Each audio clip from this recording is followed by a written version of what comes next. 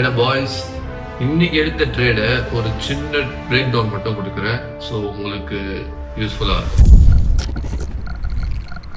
Market 9:30க்கு இந்த இடத்துல open ஆச்சு.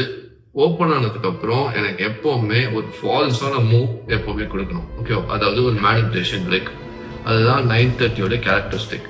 ஓகேவா? ஸோ 9:30 ஓப்பன் ஆனதுக்கு அப்புறம் ஃபர்ஸ்ட் மார்க்கெட் ஒரு அப்சைட் மூவ் கொடுத்தது.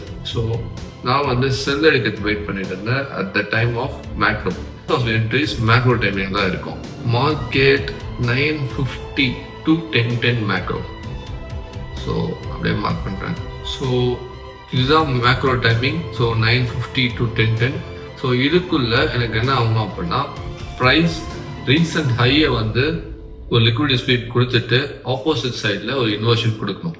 ஸோ அதுக்கேற்ற மாதிரி மார்க்கெட் ஒரு ரீசன்ட் ஹையை ஒரு லிக்விடிட்டி ஸ்வீப் பண்ணிட்டு கீழே ஒரு இன்வர்ஷன் வச்சுது. இன்வர்ஷன் எங்கே வச்சுதுன்னா இந்த 9:31 கேண்டில் வந்து மார்க்கெட் இன்வர்ஷன் வச்சுது.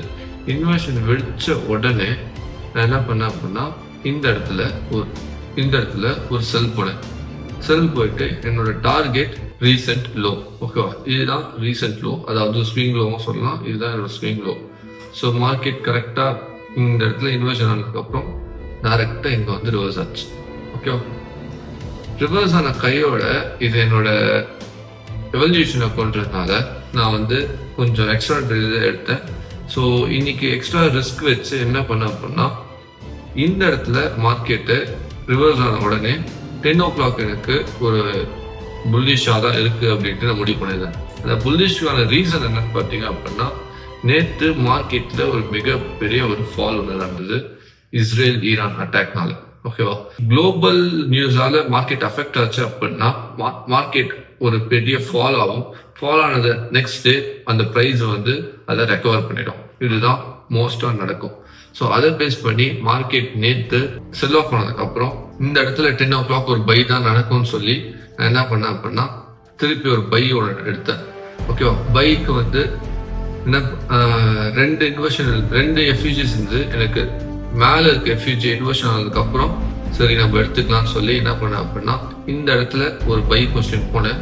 ஒன்ஸ் இது லோ எடுத்ததுக்கப்புறம் ஒரு இன்வெர்ஷன் வச்சதுக்கப்புறம் இந்த இடத்துல ஒரு பை பொசிஷன் போனேன். பை போயிட்டு கரெக்டாக இந்த இடத்துல நான் செல் என்ட்ரி எடுத்தணும். எக்ஸாக்ட் பாயிண்ட்ல ப்ரைஸ்ல நான் வந்து ஒரு என்னோட டிபியை பிளேஸ் பண்ணி ஒரு 1:2.5 ட்ரேடை எக்ஸிக்யூட் பண்ணேன். ஸோ அதுக்கப்புறம் மார்க்கெட்ல என்ன நடந்தாலும் எனக்கு அவ்வளோ கிடையாது. பிகாஸ் நான் மோஸ்டா ஒரே ஒரு ட்ரேட் தான் எடுப்பேன். 2 ட்ரேட் எடுத்தேன். ஸோ அதுக்கப்புறம் நான் பார்க்கவே இல்லை. பட் இதோட மெயின் டார்கெட் என்னன்னு பார்த்தீங்க அப்படின்னா, இந்த ஹை தான். அந்த ஹையை மார்க்கெட் பொறுமையாக போயிட்டு ஒரு 11 o'clock எடுத்துச்சு. ஓகேவா? ஸோ ஃபர்ஸ்ட் உங்களுக்கு வந்து 9:30 to 9:50 மார்க்கெட்டை விட்டுருங்க. எதுவும் நோடாதீங்க, எதுவும் தொடாதீங்க. அது என்ன ஆகுதுன்ட்டு அந்த ப்ரைஸை செக் பண்ணுங்க.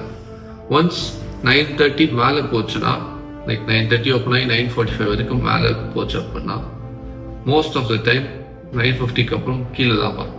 ஓகேவா? கீழே இந்த சென்ஸ் ஒரேடியா ஃபுல் மார்க்கெட்டும் கீழே வராது.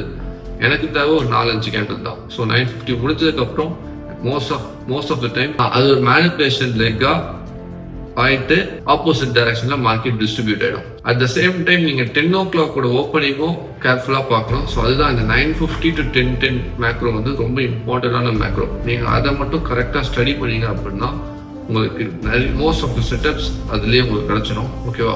1:2 1:3 ஈஸியாக கிடைக்கும். ஸோ அதை பற்றி டீட்டெயிலாக நான் அப்கமிங் டேஸில் ஒரு வீடியோ போடுறேன், வெறும் இந்த 9:50 to 10:10 பற்றி ஸ்டடி பண்ணுறதுக்கு. ஓகேவா? இன்னைக்கு எடுத்த ட்ரெண்ட்ஸை பாருங்க, அனாலிசிஸ் பண்ணுங்க. இது மட்டுமே நீங்கள் ஃபாலோ பண்ணீங்கன்னா போதும், 100 அக்கௌண்ட் ஈஸியாக கிளியர் பண்ணலாம். ஓகேவா? பாய்ஸ்.